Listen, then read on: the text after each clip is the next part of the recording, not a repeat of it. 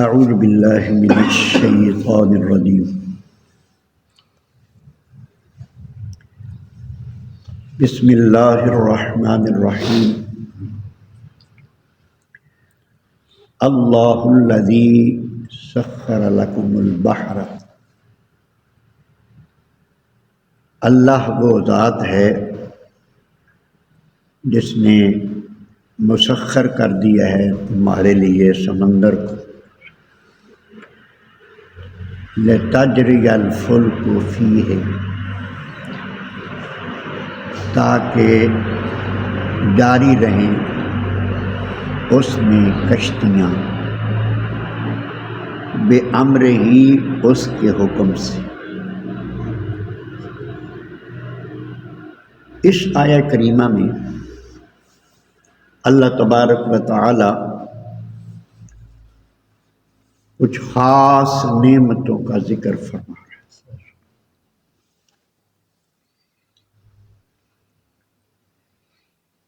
انسان کی بہت ساری ضرورتیں ہیں جن کو پورا کرنے کے لیے اللہ تبارک و تعالیٰ نے مختلف اسباب پیدا فرمائے۔ سفر بھی اس کی ضرورت ہے،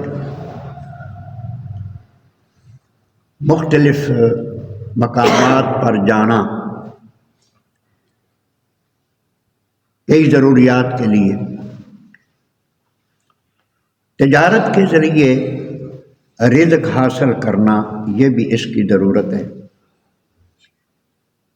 اور پھر کاروبار کے لیے درآمد اور برآمد کی ضرورت بھی ہوتی ہے، اپنے ملک سے باہر چیزیں بھیجنا، ادھر سے چیزیں منگوانا۔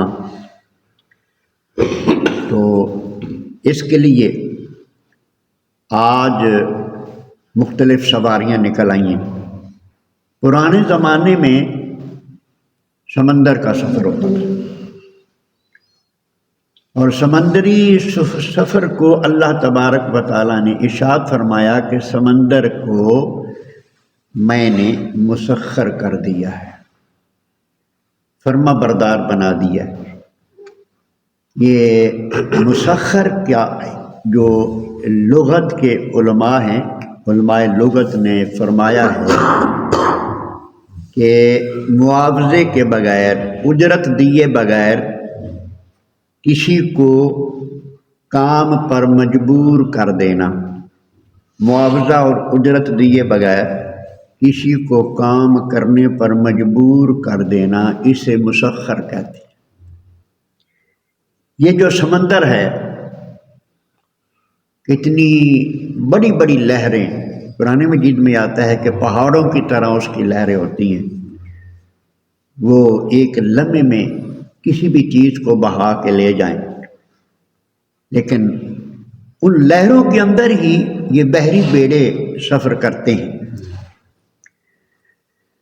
اللہ اکبر۔ مسافر بردار جہاز، مال بردار جہاز، فرمایا گیا ہے کہ لاکھوں ٹن تیل لاد کر اور مختلف قسم کی چیزیں لاد کر ایک ملک سے دوسرے ملک میں جو بحری بیڑے پر لے جایا جاتا ہے، تو یہ اللہ تبارک و تعالیٰ کی عطا سے ہے۔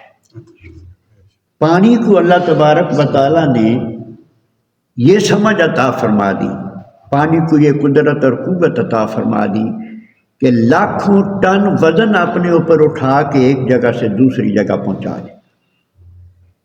یہ بحری بیڑا جو ہے یہ تیرتا تو پانی پر ہے نا، پانی اس کو اپنے اوپر سے، بلکہ پانی اس کو اٹھا کے لے جاتا ہے۔ پانی مسخر ہو گیا، پھر ہوائیں مسخر کر دی ہیں کہ یعنی موافق ہوائیں چلتی ہیں تو یہ سفر طے ہوتی ہے۔ اللہ تبارک و تعالیٰ ارشاد فرماتا ہے تاکہ اس پر مسخر کر دیا ہے سمندر کو، تاکہ اس پر کشتیاں جاری رہیں، چھوٹی کشتیاں، بڑی کشتیاں، ہر طرح کی کشتیاں اس پر چل سکیں۔ سمندر کو اس طرح کا بنا دیا۔ وَلِتَبْتَغُوا تاکہ تم تلاش کرو تجارت کے ذریعے من فضل ہی، اللہ کے فضل کو۔ رزق کو اللہ تبارک و تعالیٰ نے اپنا فضل فرمایا۔ رزق جو ہے اس کو اللہ تبارک و تعالیٰ نے اپنا فضل فرمایا ہے۔ بندے کی جو محنت ہے اس میں وہ بھی ایک وسیلہ ہے، ایک ذریعہ ہے تھوڑا سا۔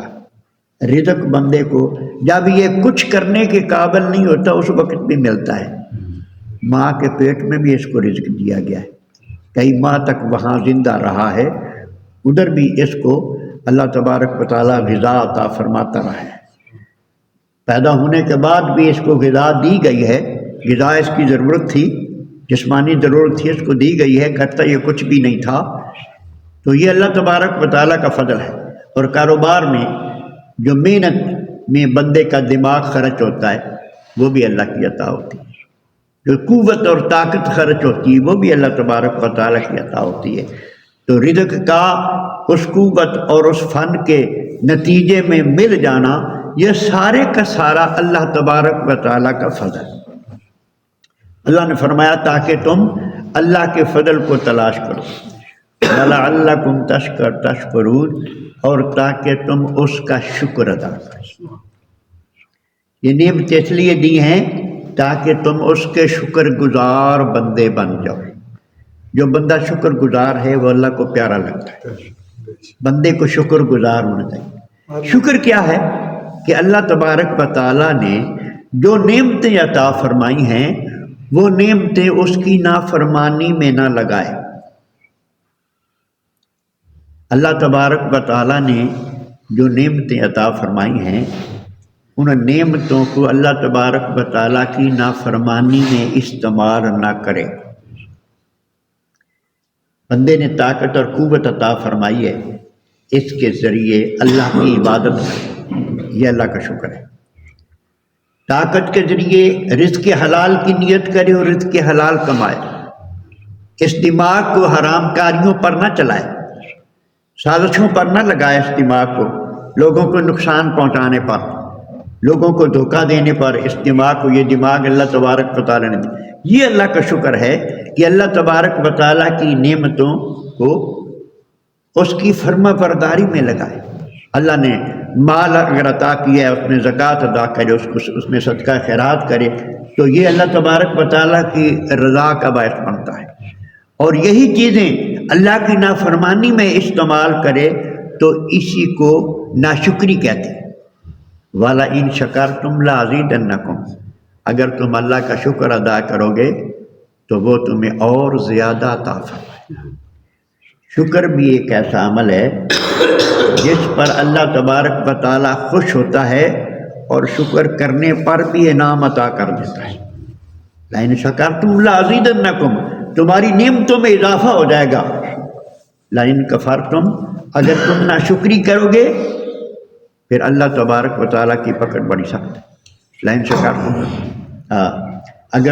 اگر لَئِن كَفَرْتُمْ إِنَّ عَذَابِي لَشَدِيدٌ، پھر اللہ تبارک و تعالیٰ کا جو عذاب ہے وہ بڑا سخت ہے۔ لہذا یہ نعمتیں عطا اس لیے کی گئی ہیں تاکہ تم اپنی زندگی کو آسان کر سکو، اپنے لیے رزق طلب کر سکو، اور پھر ارشاد فرمایا کہ اللہ تبارک و تعالیٰ کا شکر کر سکو۔ یہ نماز بھی اللہ تعالیٰ کی یہ عبادت بھی ہے اور یہ اس کا شکر بھی ہے۔ اس کا یہ سجدہ شکر بھی ہو گیا، جو سجدے کیے ہیں نا نماز میں، یہ اس کی عبادت بھی ہو گئی، ایک فرض بھی ادا ہو گیا، اور اس کی نعمتوں کا بہت بڑا شکر بھی ہو گیا۔ تو اللہ تبارک و تعالیٰ کے عبادات کے ذریعے بندہ اس کا شکر ادا کرے، اس کی فرما برداری کے ذریعے اللہ تبارک و تعالیٰ اس کا شکر ادا کرے۔ مطالعے میں اگلی آیہ کریمہ بھی تھی، تو یہ ذرا تھوڑی سی اس پہ تشریح بھی لمبی ہے اس لیے مختصر کر دیا ہے۔ اللہ تبارک و تعالیٰ سمجھنے کی توفیق عطا فرمائے۔ یہ سورہ جاسیہ کی آیت نمبر 12 ہے۔ اللہ تبارک و تعالیٰ ہمیں عمل کی توفیق عطا فرمائے اور اس کی نعمتوں سے فائدہ اٹھانے کا اور اس پر اس کا شکر ادا کرنے کی توفیق عطا فرمائے۔